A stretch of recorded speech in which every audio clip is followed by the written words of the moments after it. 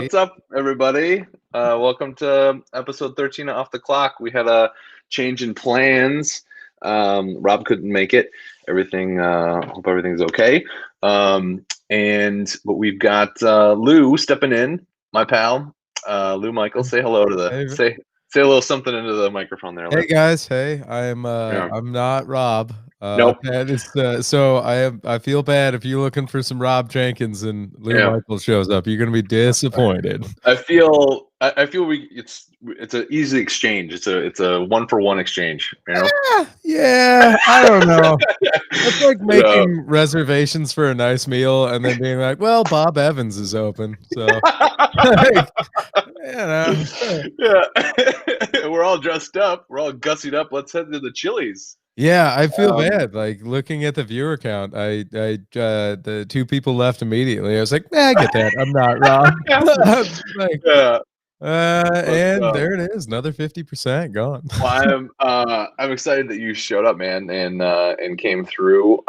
Kind of what I wanted to bring people on here is just keep me motivated to see my friends and to see people. And so I wanted to talk with you about, obviously, for people that don't know you, if that's even possible. I don't know how that's possible, but you I'm on a lot of lists. yeah, naughty and nice. And most of them I have to talk to my neighbors about.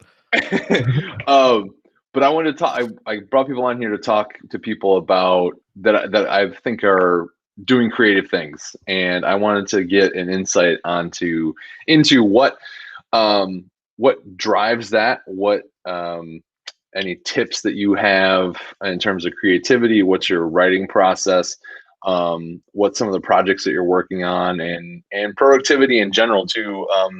Are there things that you do to that you like to do, the a way of going about producing things? So the Lego table set up right there, so I know. like, nothing going on.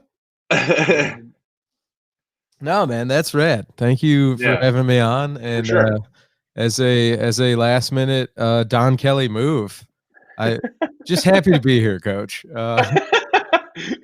Do the people that watch this regularly, do they know that you have a podcast? Yeah. Okay. We should mention that. Yeah. That we do have free consultation podcast on Anchor, which is we talk about legal things, laws from around the world. Comedy law podcast. Comedy law, yeah, comedy law. It's just that's a big one out the gate. And I would also say, for you and me, I'm bringing a different energy to this right now because I'm like, Nick, we talk different on free consultation. Yeah.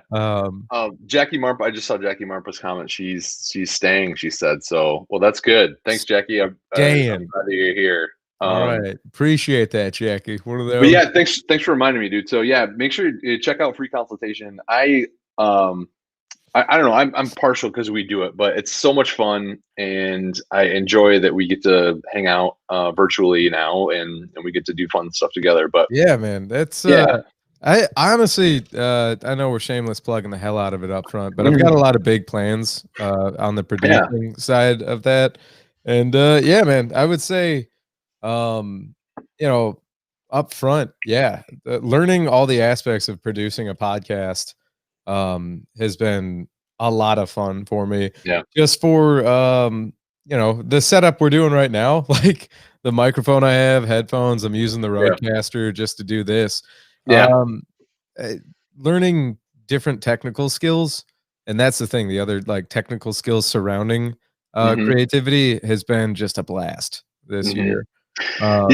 That's it's good that you bring that up, because like I think that's an unsung skill with putting something out that's creative, is like you have to hire somebody to do it, or you have to like learn how to do it, and sometimes that's difficult. And the stuff that you're doing, I know you've referred to some of your stuff as the skunk works, right? Yeah, skunk works.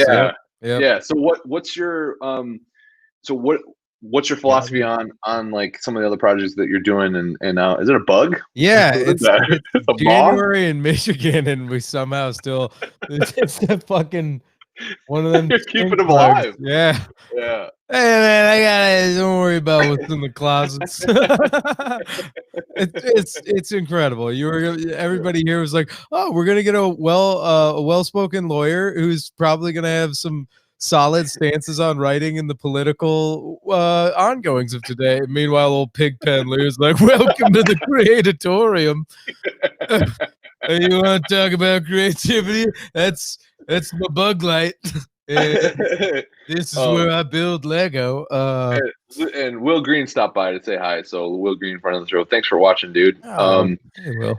And so yeah, do you have a like when you write? Let's talk about your stand up for a minute. When that was really happening and we were getting around everywhere and doing stuff, what did you have a process? Like what's your do you wait for inspiration to hit you? Like Yeah, I've got a couple of ways I go about it. And nobody that watches me on stage would ever be like, that guy has a plan.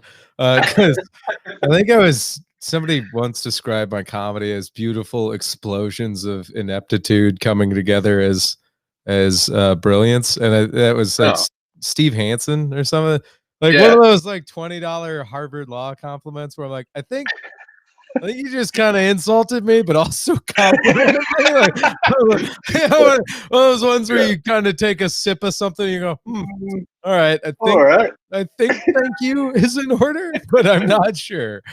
But no, back in the before times, I used to I used to just write pretty long form jokes because I'm bad at setup punchline writing. Just sitting down and writing setup punchline is not my strong suit. So I'll sit and write a premise out. And then I actually learned this from Robert Jenkins. So, you get some Rob stuff. Within writing out long form stuff, he's like, just circle what the actual setup punch is once you're done giggling at the random thoughts and boil down. And so that's like before I even go to stage, I will write like that and then cross out or rewrite before I even go to stage to be like, okay, where's the punchline? Then I'll go to stage and I record my set and perform. And inevitably, I always get on stage going, all right, man, stick to that script, baby. And then old Lou Michael gets on stage and the other part of my brain goes, fuck it, riff. And I will write on stage as well within a premise. Like, and I think Louis C.K. before he died used to talk about how 2020 just kept taking. Kept on taking. But I think he would talk about when he went from doing his kind of dog shit, god awful hack material to really becoming like the power. It's the truth, man. Watch his old like 90s HBO stuff. It's not great. The first stuff is not great. Yeah, it's pretty forgettable. Yeah. But then like a mixture of him and then I think Bill Burr probably does it a decent amount. But when you find something funny, it's like poke it and then really engage it when you're on stage. And so I'll do that, man. If a joke's pretty new, and I've written out, one or two punches, but then I write on stage and I will just mine a room for laughter on a subject. And then I'll go home, listen to that set, rewrite it again, and start the process all over again. So yeah, man, it's weird. I don't know very few comics I think have ever come up to me and really recognized they're like, oh, you've been working on that bit for a minute. Cause I think I don't know. To give an example to anybody that's seen us on stage, the dyslexia stuff I do, that's kind of always evolving. Like I have some stuff that is maybe a couple years old, but I'm like, no, that's a premise I really like, but the bit isn't done. So I just kind of keep rewriting that. But that's a good thing you brought that up because I was going to ask you about that. Let's see. Oh, so talk to me about having dyslexia and how what that's like when when writing in general. Like I don't have that. I don't know what it's like to be inside your brain, but so like what's that like when you're writing? So you're able to you're able to understand what you're writing, right? I don't want Sometimes, but if to. I Okay. go back sometimes to read what I've written, there Yeah. are times where like not even close, Lou. Really? And Okay. yeah, because I can read now. Yeah.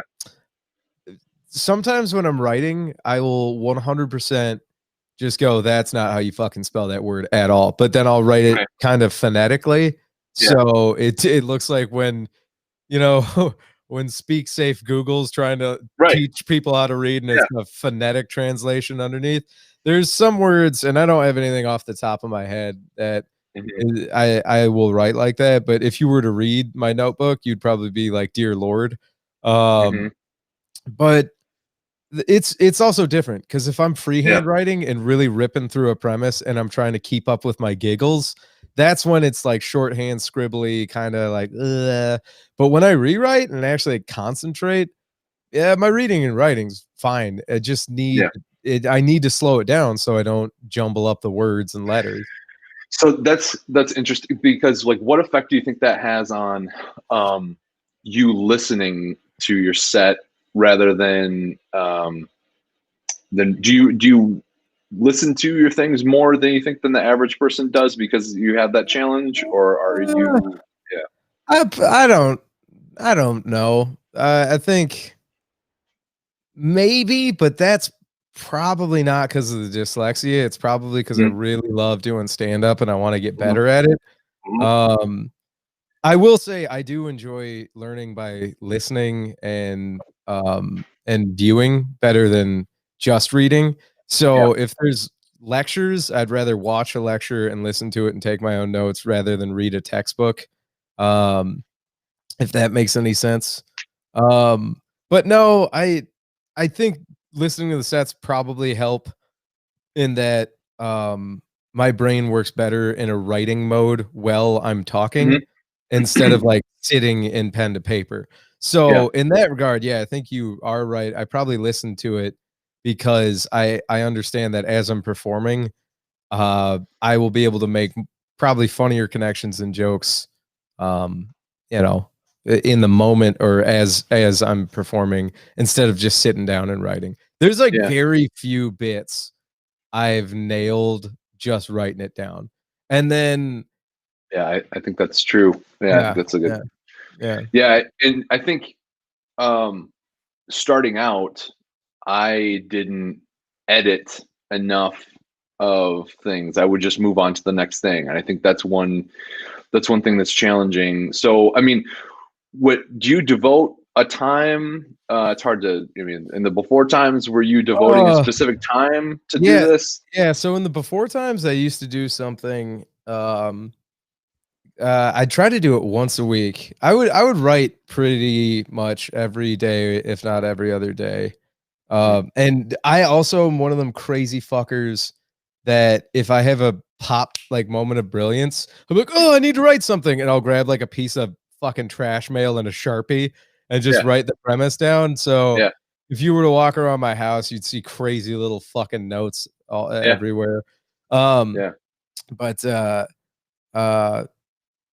so sorry, I had a brain fart there. No, or is there specific times that you Oh, would right, you would right. do that? Or yeah, So the one day a week I used to really love, and I think I'm gonna start doing this as things are getting ready to hopefully open up here again soon. I would call mhm, it Comics Academy Day, and it was mhm, just for me. And it's where I would sit down one day a week and I'd watch a stand-up special, just a new one I hadn't seen before, just to kind of keep my finger on the pulse of comedy because I also don't really like watching a lot of comedians I like anymore because mhm. I'm afraid it's gonna fuck with my Yeah, writing.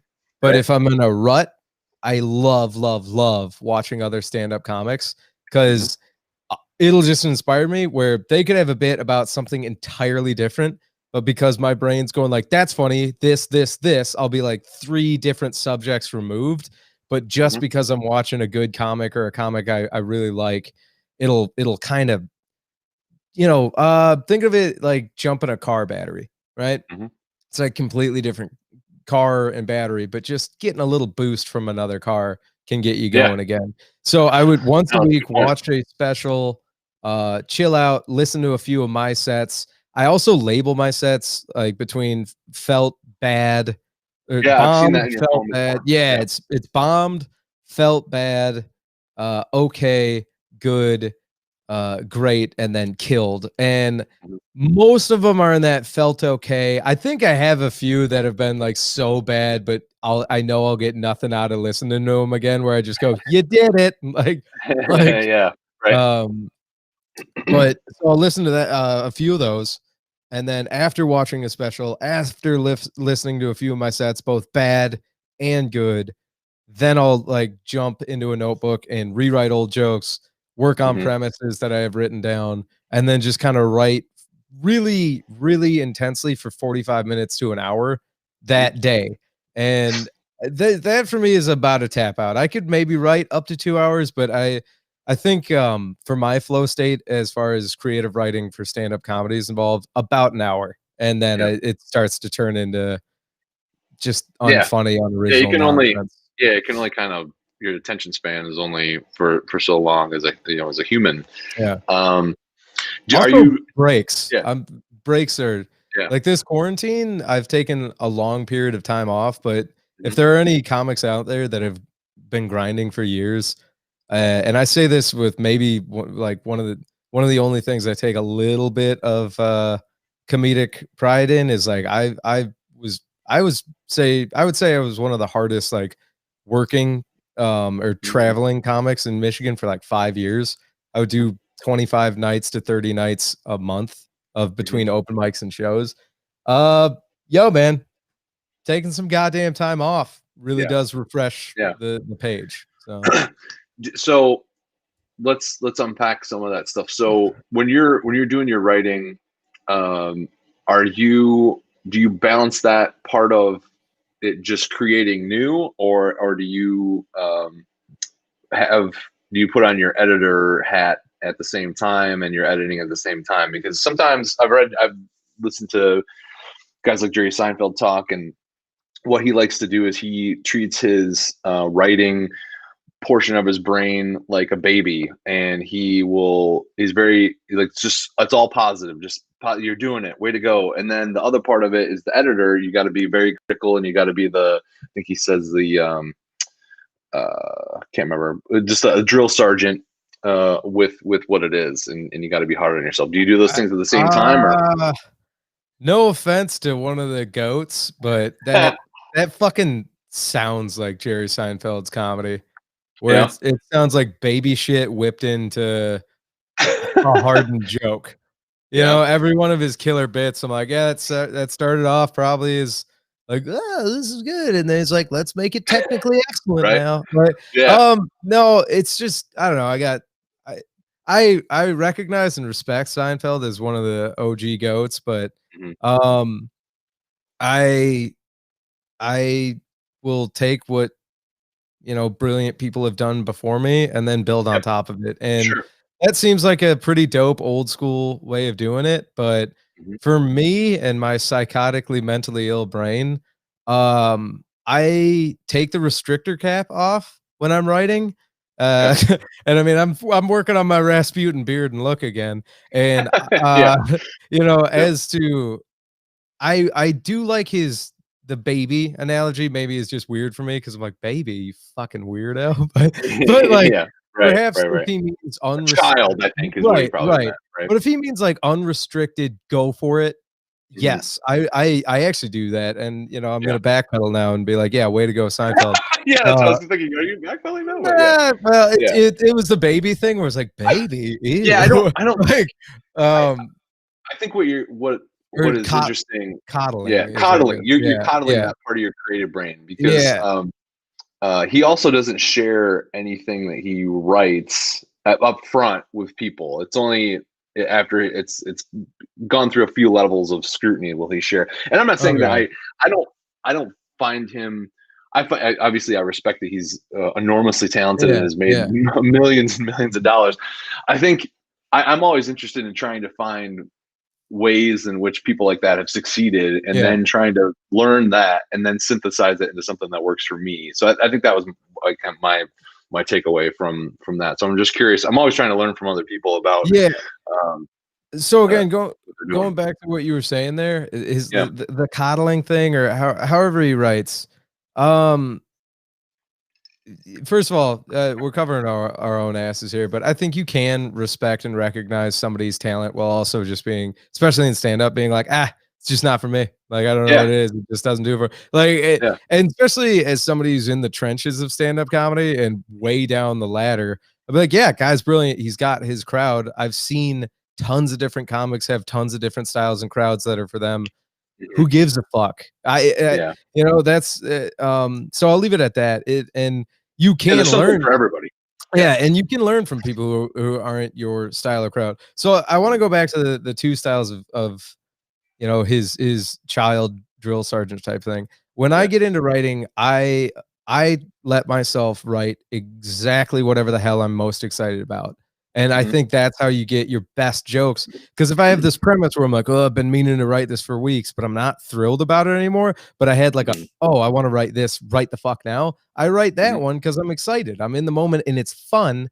And at Yeah. the end of the day, I think, yeah, I'm so intense right now. It's like I think stand up should be at the end of the Yeah. day fun and Fun. entertaining. Exactly. So that's where I go. And then when it comes to editing, um I'd like to know more about his like drill sergeant style of it, because here's the thing. He's such a word surgeon both on Exactly. the page Yeah. and off the page.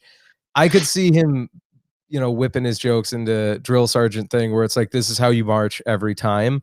Where, hey man, I I, I got the green beret beard for a reason. Like, we're gonna go on a different path every Yeah. time, but it always ends with the punji pit. Like, Right. like All we'll right. we'll get there, and I have my jokes, and I edit, but I'm not as worried about every goddamn word being the same. Yeah. And Yeah.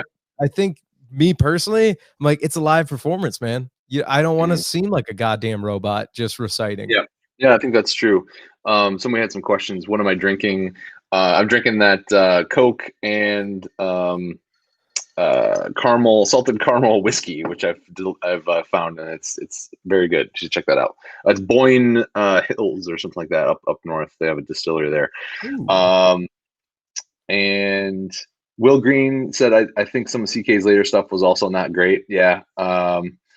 I think Yeah, definitely those when he are very, masturbated in front of yeah, those women. Yeah, that wasn't rough bit.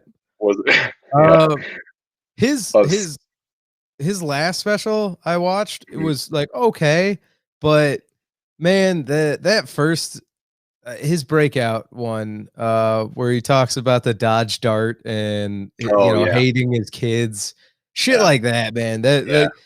like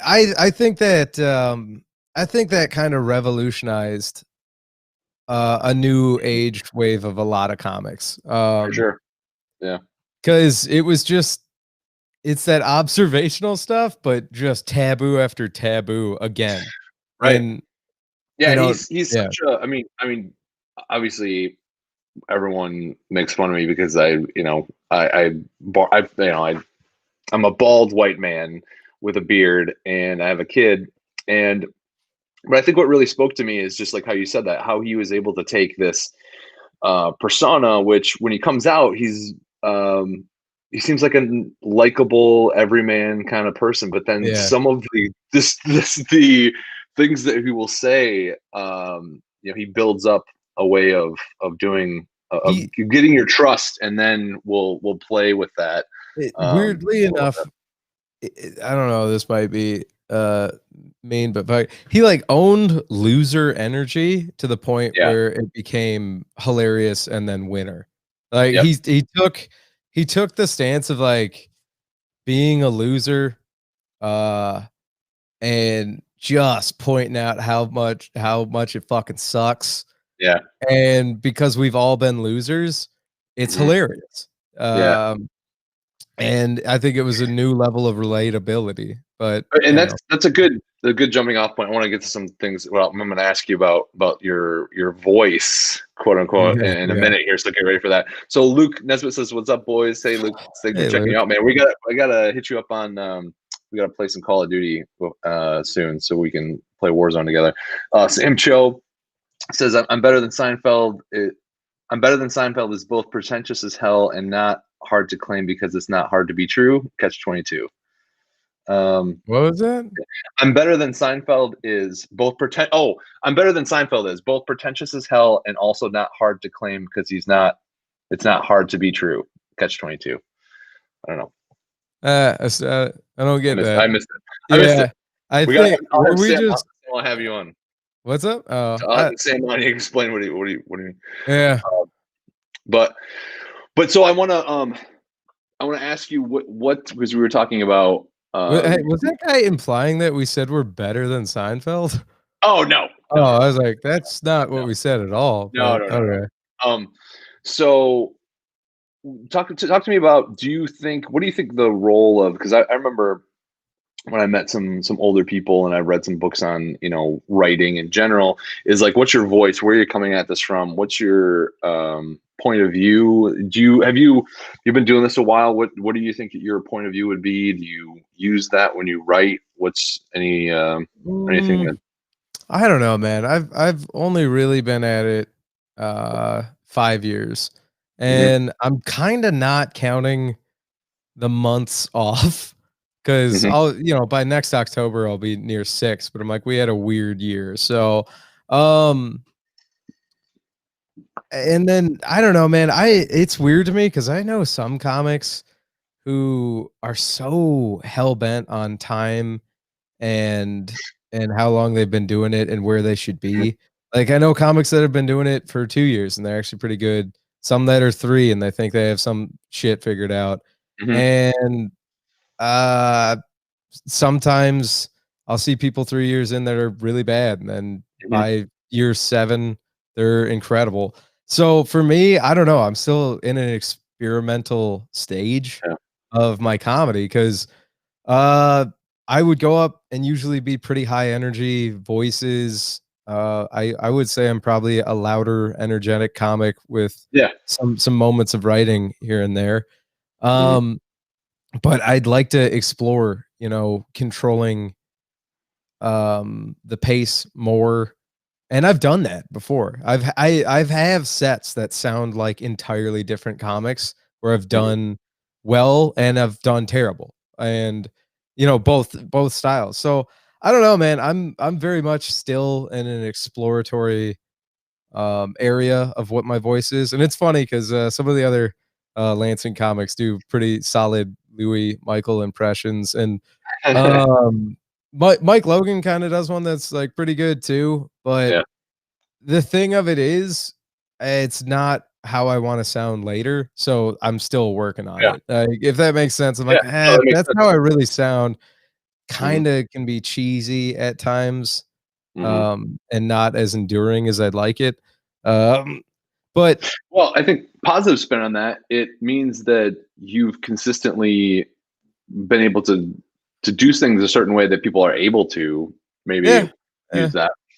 yeah, And I mean, if you don't, if you're, I mean, we're always learning and growing as people and writers. I don't think people really understand how important the writing is to stand up yeah, comedy. yeah, Um, and yeah, how and the editing is too. And like, if you want to be good at anything, you gotta just do it. It's gotta treat it like it's work, right? You yep, gotta, yeah. it's Very fun. few people I've met are like, "Fuck it, I'll just go up there and be Yeah, funny." do it. Right. It's like in the state of Michigan, Hmm. maybe 2, 3 Hmm. people tops that I know that absolutely don't write, and they get up and do well every time, and even then, they don't do well every time. Yeah. So, I think a lot of people that don't do stand-up probably have God, what is it? Not, the Dunning-Kruger thing where they're like, "Fuck it, I'll just get up there and be funny." Like, Yeah. I'm funny at parties. I'm like, "Yeah, it's different. It's different than Yeah. that." I've got a whole Um, hour. I can do an hour, three yeah, yeah. shows in. Um, I know you're into a lot of different things. You showed us the Legos, earlier. What talk to me a little bit about that, and what role do you think that having passions other than writing fuels your creativity and makes you a better personally? Uh, for me personally, I think it's because Lego started way before, my Yeah, passion for comedy writing or anything like that. So, you know, uh, if we liken it to Space Jam, gotta get my North Carolina shorts on. I'll go put on, some music and build Lego and just kinda, um let the old that's something because, growing up dyslexic and, reading came to me later on. I was really good at building Lego and following directions, again, because it's a visual learning, but with pictures and then a physical building element.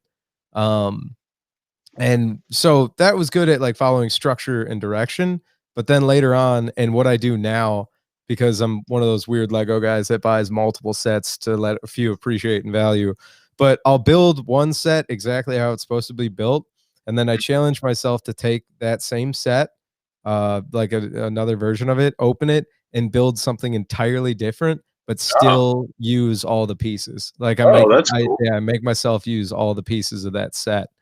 Um, and I like that because it makes you stop. It makes you think. Lately, and this is just for anybody outside of comedy, but for your own goddamn mental health, Mhm. and um, I maybe it's a nostalgic thing for me, but it's like a good chunk of time where I'm not on my phone, I'm not Mhm. plugged into anything other than listening to some music, and Yeah, I'm just in my own brain being creative again in a yeah, completely free and judgmental free zone other than your own judgment of do you like it or not, and go for it. yeah, And I think, people always talk about a safe space, and sure, I do think we should have physical safe spaces, and, if you're lucky enough to be able to afford a house or a room or something like that, mhm, set that up to be a safe space. But then if all else fails in life, you need to have that up here. yeah. And, That's free. yeah, doing Right, doing well, right. doing that, having a couple rooms in your brain you can go to where you're like, "Nah, negativity doesn't live here. Like, I don't really let other people in this. This is just kinda my space, my attic." And, I like going there because again, it's, you know, the old soldier going to the family farm or the musician that has to go back to the city started in. I think for me, building Lego is just going back to, that childhood first level of creating. And I think that's why I love creating art, albeit shit art is, one of the things that make us human, sane, and hopefully a higher level is to create. Um, Mhm. so Yeah. Well, you did something I would talk to you is what something all creative people do. I think they're any good. And we mentioned Dunning Kruger. It's yeah, like we have this thing in our brain where we're like, oh, this isn't any good, or like this, and yeah, it's hard because I've seen the stuff you've done with Lego, and it's so cool, and I see the stuff that you've written, and like thanks, so I man. hear you say that like it's like crap or like shit or whatever. It's great. Ah, Like I it's appreciate it, man. yeah, we have that. We all have that same kind of way. I know I've written things and um, writing stuff right now, like Yeah, writing a book, taking a big chunk out of the whole creative, yeah, uh, and I feel like it's going to be shit, and I got to really edit it, and it's gonna take a lot of work. But we all have that kind of like, we don't have that. We're missing that kind of like maybe encouraging part of us that you know yeah, but that's I think you need just enough encouragement to keep going, uh, whilst doing some of it on your own. You need that abrasiveness. 'Cause I mean, dude, how many comedians have you seen that just always go to their crowd or it's their friends and they're dog shit? I'm like, hard. go somewhere where nobody fucking Somewhere knows else. you. Yeah, Go that's a true somewhere. test. Yeah, I love that. I love the adversity of going. That's honestly, man, probably some of the best sets I've ever had is where I go somewhere where I don't know a fucking person there, and I can do exactly what I wanna do on Mhm. stage. Yeah. And, yeah, man, but I would say, you know, it's I think anybody who's creative is hypercritical of Mhm. themselves because it's a very vulnerable thing to be like, I made this," Yeah, and then right. Yep. 90% or more of the world is gonna be like, yeah, that fucking sucks. And then you gotta be like, yeah, it does. Yeah. I didn't put my heart and soul into that. And then you just take those tears and you shove Yeah. them back into the part of the brain where you're like, well, I don't tell people I love them enough. And then Yeah. you Yeah. go away. So um yeah, man, I you brought up support, and I will Mhm. say this, there's a few people now in the few years I've been doing this and free consultation with you and some loaded for Yeah. bear stuff and salsa parlor stuff. I've got like one or two people that are really pulling for me, maybe even more than that. And I constantly tell those people right now, I'm like, Mhm. hey, like legitimately on the darkest of days, you're one of the reasons I haven't quit and Mhm. said, fuck it. And Mhm. because it's like, it's gone beyond friends. It's like, Mhm. oh, they're like, no, it's not just because we're friends with you. It's like, no, it's good. I believe in you. Mhm. An external brain sees what you're doing and goes, no, that's good. Keep it up. Like it's going to Mhm. take a while to get recognized, if ever, Yeah. but they're like, no, that's good. And Mhm. if you ever have anybody that genuinely means it like that, that's a blessing, and Mhm. hold those people dear. Yeah. Um, Yeah. and I'm specifically Will talking to Dave Coulier right now. Respect your fans a little bit more, Dave. Uh, um, so Will had a good time with the Lego, which I think is the science. Just the art of play is something that that's really great, and I think we lose that as we become adults. Like yeah, as we're young, we're doing these. We're just you're doing anything, and you're yeah, not thinking about anything else but that one thing. And like mhm, Will said, you're fully present when you're doing yeah, that Lego. yeah, When you're trying to build that different set, yeah, you're using different parts of your brain than when you're just following those directions. yeah, And yeah, that's a cool thing that usually when I do Lego with Julian, he just lets yeah. me build them. So it's See, just me doing the Lego. see, maybe he'll get there, and that's hilarious to me. And I think Will kind of nailed it because there are some sets that I want to build exactly as they're designed. Because to me, it's almost like respect. Because I'm like, Yeah. oh, this is engineered in a cool way. And even building sets as a kid, my parents were always like, "Whoa, like that's really cool! I can't believe you like put all that intricate shit together." So I like that, but then there's other sets where I'm like, nah, I think I could do this better. Or the I don't do it with expensive sets, but the cheaper sets where I'm like, I'm gonna build something entirely different with all the same pieces. Yeah. And I think as a building with Lego like that is like Will was saying, like I'm 100% fucking there. Like, Mm. Yeah. I had my girlfriend over last night, and I was doing that, and you could tell she's like, like, give me some attention. I'm like, no, I'm in Yeah. the Lego sphere right Right. now. Like, you're Right. lucky I let you in the room. Like, That's um, funny.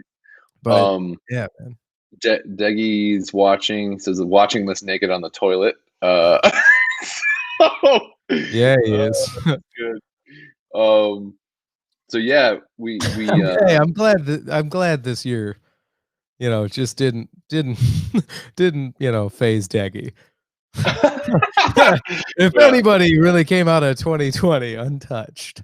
right, right. Yeah, Yeah. our friend Adam Deggy. I mean, if you're watching this, you probably know who Adam Yeah, Deggy is. yeah. But yeah. So let's talk about what you're doing right now and plug some of your stuff and where can we find what you're doing and So right now, the Skunk Works, as we called yeah. it up front, I started my own YouTube page called Loaded for Bear, Mhm.